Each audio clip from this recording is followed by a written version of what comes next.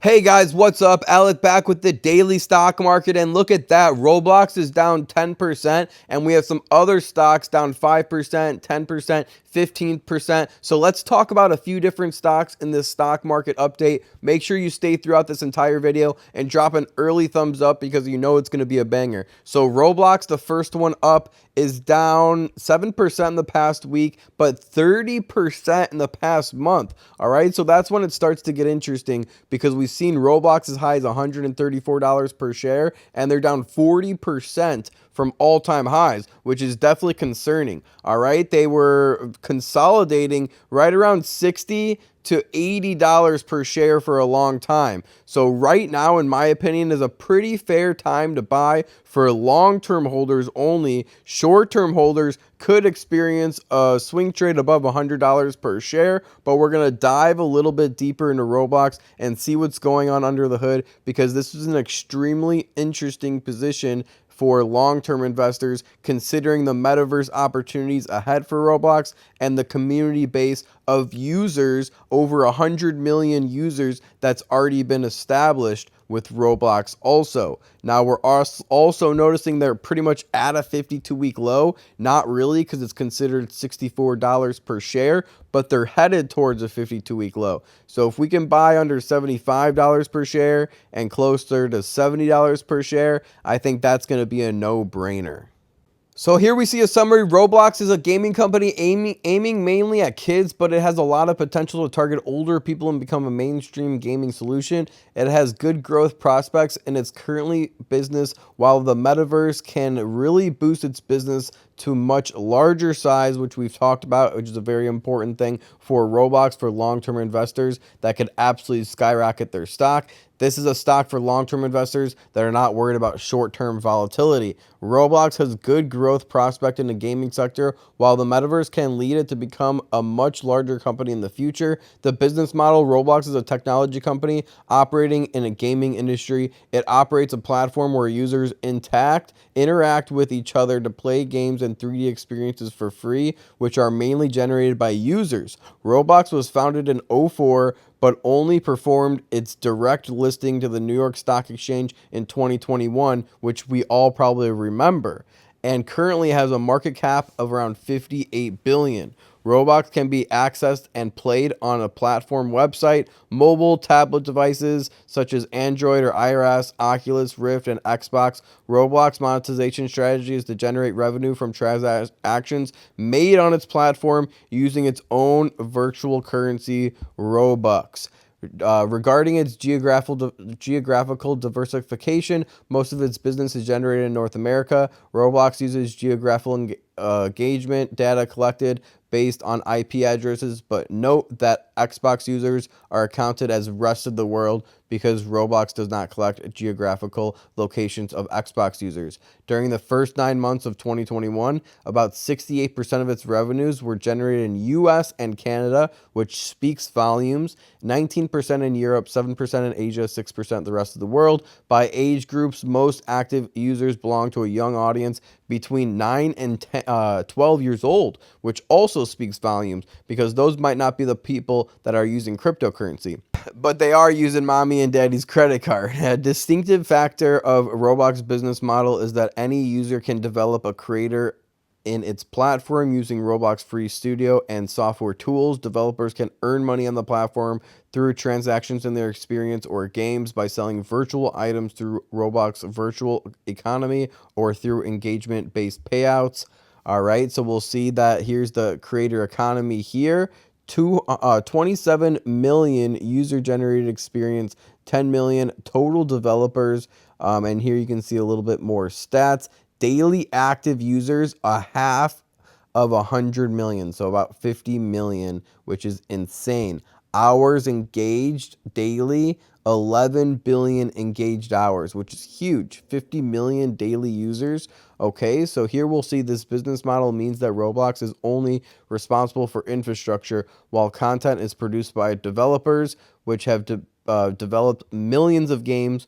Roblox then makes money through in-game purchases and also from avatars. When a user signs up for a Roblox platform, it creates a unique personalized avatar. All right, so let's get into growth. Now, Roblox core business allows people from around the world to connect with friends on the same platform in 3D digital worlds and that are entirely user generated. The company has a good growth history, especially in the last few quarters, driven at least in part by the stay-at-home situation due to the pandemic, or also maybe the metaverse hype.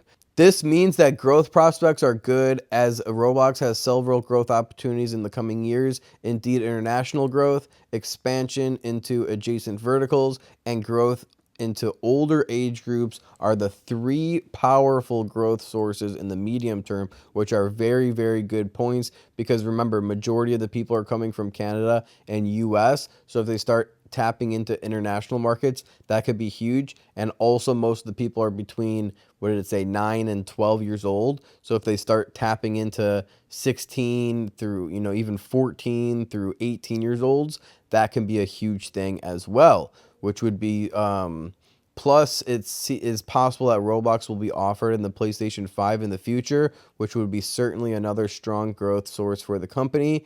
Even though its growth prospects are good in its existing business, I see Roblox as a great play on the buildup of the metaverse, which can be an even greater boost for its growth over long term. Its platform is perfectly fitted for the metaverse, enabling shared immersive experiences among billions of users. This is exactly what the metaverse is all about. So Roblox isn't in a great position to be one of the main beneficiaries of this new technology in the future. We'll see the financial overview and valuation regarding its financial performance. Roblox has good revenue growth, history of cash flow, even through its base GAAP numbers, and business is not profitable yet, and it's not expected to reach break even in the next few years. Roblox generates almost all of its revenue from the sales of virtual items on the Roblox platform, which users can purchase through Robux.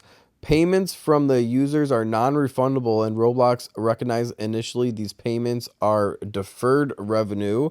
Roblox recognizes revenue as users purchased items being categorized as a consumer or a durable. Over the first 9 months of 21, some 88% of Roblox revenue were generated from the sales of durable virtual items. Moreover, Roblox is highly cash generative, given that its free cash flow was $480 million during the same period, or 96% of its adjusted EBITDA. This is a very good level of cash conservation, which allows Roblox to continue to invest growth and strengthen its financial profile. All right, regarding its balance sheet, Roblox has a solid position given that at the end of 21, it had a net cash position of 1.9 billion, which is really good. This is a strong position, enables Roblox to invest in its growth without needing to raise much capital medium term, which is positive for current shareholders as the risk of dilution seems low in the medium term. Over the medium term, revenue is expected to grow at more than 20% annually over the 2023 to 2025 years to some $5 billion by 2025. This shows that Roblox is a high growth company and profitability is likely to be achieved as the company gets larger and the business matures over time. Indeed, regarding its bottom line, Roblox is only expected to report profits by 2025 and continue to invest in research and development and developers' payments in the coming years.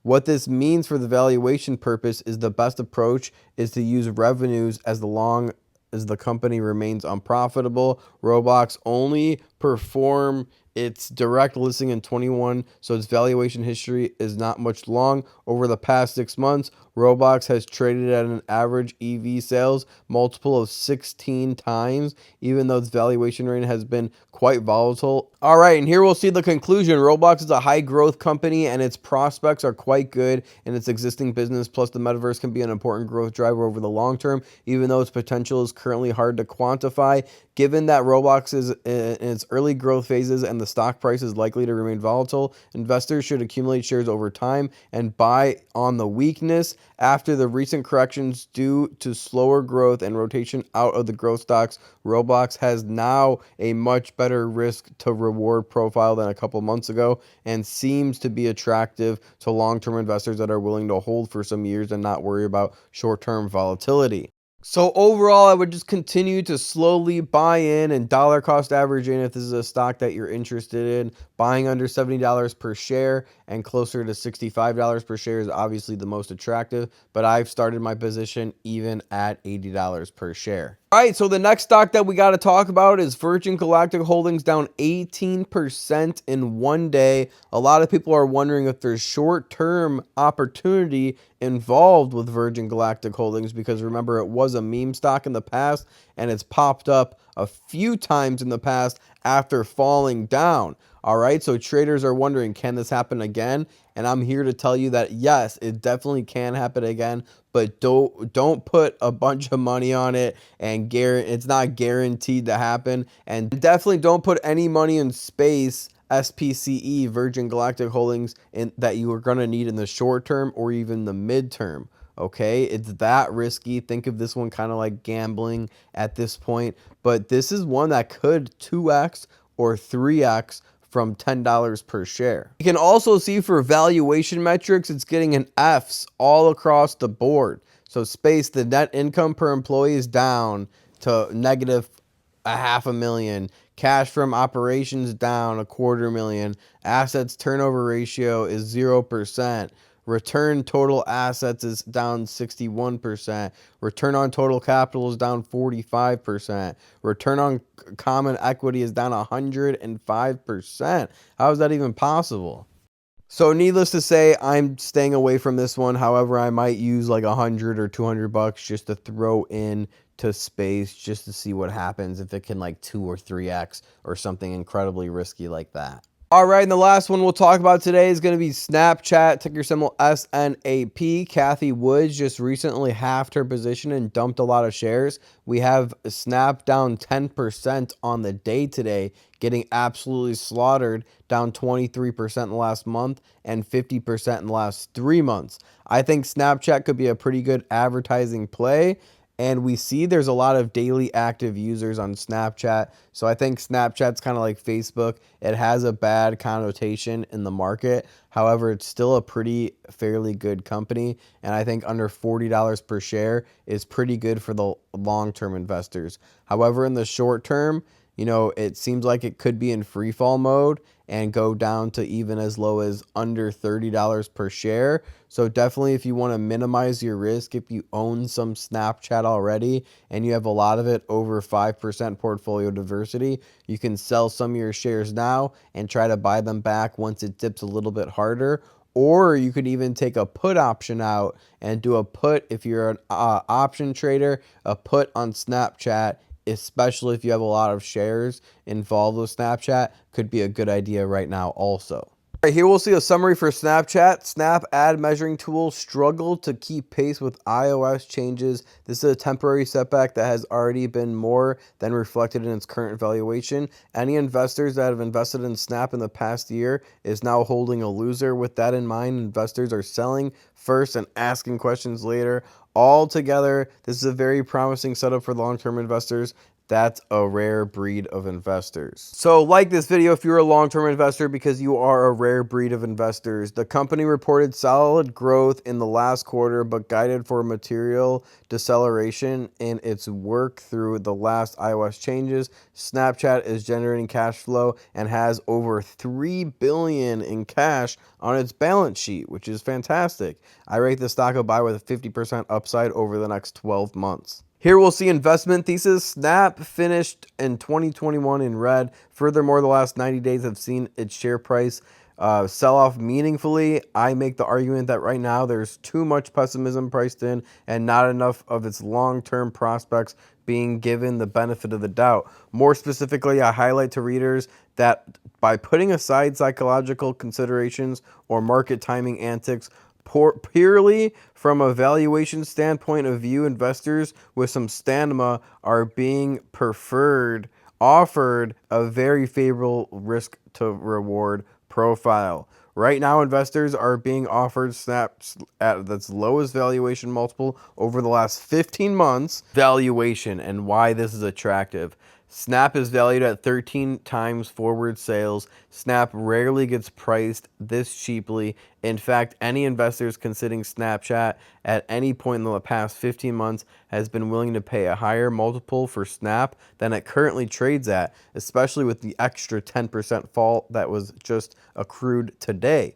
It's not that Snap is in any danger of becoming obsolete. Indeed, the only uncertainty facing the stock is how fast will its top line grow. Will it grow at closer to 30% or perhaps 40% compounding annual growth rate?